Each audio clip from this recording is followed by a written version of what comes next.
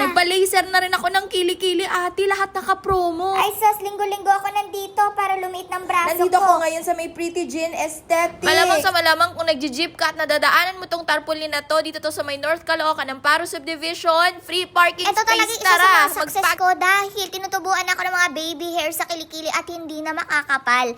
Ate, basta tuloy-tuloy mo lang ang sessions mo. Basta kapag nagka-12 sessions ka na dito, kahit 3 months bago ka bumalik, ate, di ba? Hindi na magastos, magbunot, sa oras, mag-wax, and so Nakapromo on. Sa kilikili dahil may whitening na at may hair removal pa. Ito naman, nagpa-Barbie X-lift naman ako ng arms ko. So, para hindi magsag, lalo na pag kami may anak na tayo, ate, yung mga stretch marks talaga, nagtutubuan talaga kung saan-saan.